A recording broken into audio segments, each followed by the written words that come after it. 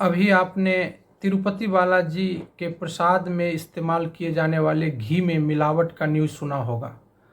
और यह रिपोर्ट विश्व स्तरीय लैब जो एनडीडीबी की है, centre for analysis and learning in livestock and food, जिसको शॉर्ट फॉर्म में काफ भी कहते हैं, उसके द्वारा है।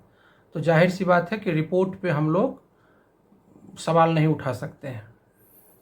तो यह न्यूज़ सुनकर आप लोगों को भी चिंता हो रही होगी कि क्या हम जो मिठाई खरीदते हैं, घी खरीदते हैं, वो शुद्ध है, या फिर मंदिर में जो प्रसाद लेते हैं वो शुद्ध घी से बना हुआ है। और यह शुद्धता इतनी महत्वपूर्ण है कि ये हमारे जीवन और जीवन शैली से जुड़ा हुआ है। तो एक स्वाभाविक सा प्रश्न आपके पास उठता होगा कि क्या नकली सामान, खास करके घी या डेयरी प्रोडक्ट से बचा जा सकता है? क्या इसका कोई रेडीमेड फार्मूला है? तो आज मैं आप लोगों को यही बताने वाला हूं कि किस तरह, किस कंपनी, किस ऑर्गेनाइजेशन का घी या डेयरी प्रोडक्ट आप इस्तेमाल करेंगे जिससे कि आप निश्चिंत रहेंगे कि इसमें कोई मिलावट की संभावना नहीं है। नमस्कार दोस्तों, मेरा नाम डॉक्टर सुभाष चंद्र प्रसाद सिंह है। मैं बिहार सरकार में पशु चिकित्सक हूं और अभी वर्तमान में डेपुटेशन पे दरभंगा डेयरी दरभंगा यानी सुधा डेयरी दरभंगा का इंचार्ज हूं। आगे बढ़ने से पहले एक अपील है कि इस वीडियो को ज़्यादा से ज़्यादा लोगों में शेयर कीजिएगा कि जानकारी सभी को मिल जाए। लाइक कीजिएगा और अगर अच्छा लगे तो इस चैनल को भी सब्सक्राइब कर लीजिएगा। तो चलिए बात करते हैं। सबसे पहले यह समझना होगा कि मिलावट किया क्यों जाता है। तो आप सभी जानते हैं कि मिलावट करने का एकमात्र कारण अधिक मुनाफा कमाना होता है।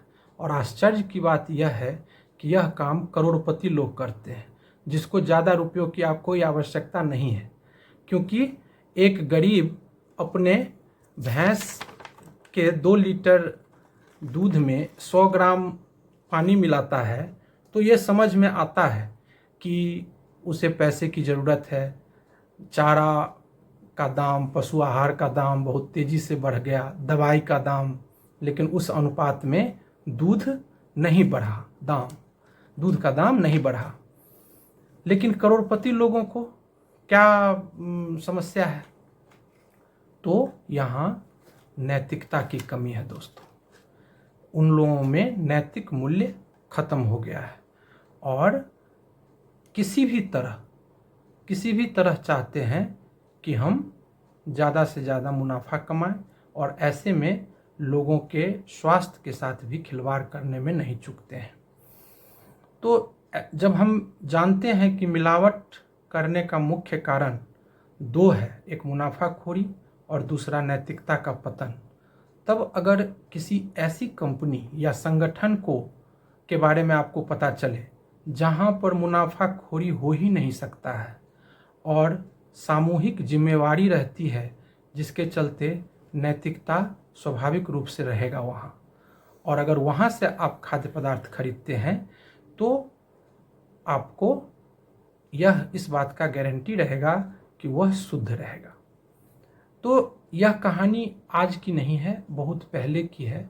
1946 ईस्वी में सरदार वल्लभ भाई पटेल के मार्गदर्शन में डॉक्टर वर्गीस कुरियन और स्वर्गीय त्रिभुवन दास पटेल के नेतृत्व में अपने भारत में दुग्ध सहकारिता का क्रांति हुआ था, दुग्ध क्रांति हुआ था। और उसी का उपज बिहार में सुधा है। सुधा का जितना भी प्रोडक्ट है उसमें मिलावट नहीं होगा, इसका गारंटी है। आखिर कैसे? तो इस बात को समझिए कि सुधा एक पशुपालकों का ऑर्गेनाइजेशन है। इसका जो भी प्रॉफिट है वह एक आदमी को नहीं जाता है, वह पूरे किसान पशुपालक जो उनके सदस्य है उसमें जाता है। तो अगर कोई जानबूझकर मिलावट करे भी और उससे मुनाफा होगा भी तो उस पदाधिकारी कर्मी को कोई लाभ नहीं होगा। तो स्वाभाविक रूप से इसमें कोई मिलावट नहीं होता है। और चूँकि सरकार का भी पैनी नज़र रहता है, यह एक अर्ध सरकारी ऑर्गेनाइजेशन है जिसमें सरकार का डायरेक्ट नियंत्रण है, इसीलिए सभी मानकों को पालन करना यहाँ के पदाधिकारी और कर्मी के लिए अति आवश्यक है। अन्यथा उनकी नौकरी भी जा सकती है। इसीलिए जब आप डेयरी कोऑपरेटिव जैसे कि सुधा का कोई सामान खरीदते हैं तो आप इस बात का भरोसा रख कर सकते हैं कि उसमें मिलावट नहीं होगा। कारण मैंने बता दिया। अब आते हैं तिरुपति बालाजी के घी मिलावट के बारे में। अब देखिए, अगर वहाँ नंदिनी डेयरी है, जैसा अपना सुधा है वैसा वहाँ नंदिनी डेयरी है, तो अगर नंदिनी डेयरी का घी इस्तेमाल करता तो मैं गारंटी के साथ कह सकता हूँ कि वहाँ मिलावट की बात नहीं होती। या जब नंदिनी डेयरी के घी का इस्तेमाल किया जाता रहा है तब ऐसा नहीं था।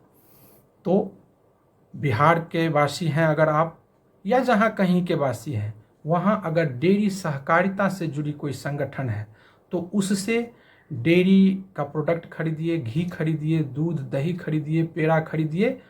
और अगर बिहार में रहते हैं और बिहार के बाहर भी जहाँ सुधा का प्रोडक्ट है तो सुधा का प्रोडक्ट खरीदिए, तो आपको शुद्धता का 99.9% गारंटी रहेगा। बाकी प्राइवेट कंपनी में तो 99 का फेरी लगा रहता है ज़्यादा मुनाफाखोरी का, तो उसमें आप गारंटी से कुछ नहीं कह सकते। कुछ ऐसी ब्रांड होगी जो अच्छा रखता होगा, सभी मानकों में पूरा करता होगा।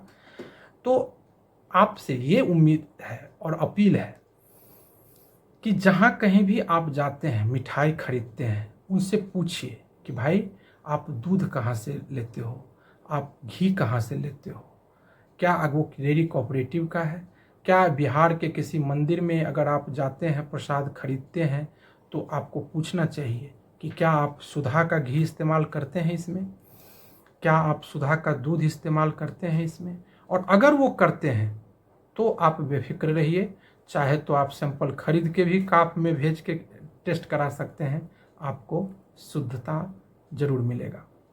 यह वीडियो कैसा लगा, इससे संबंधित, सुधा डेयरी से संबंधित और कोई बात जानकारी लेना हो तो कमेंट सेक्शन में ज़रूर लिखिएगा और इस चैनल को सब्सक्राइब कर लीजिएगा, इस वीडियो को शेयर कर दीजिएगा, लाइक भी कर दीजिएगा। आज के लिए इतना ही। अगले वीडियो तक के लिए अपनों और अपनों का ख्याल रखें। धन्यवाद।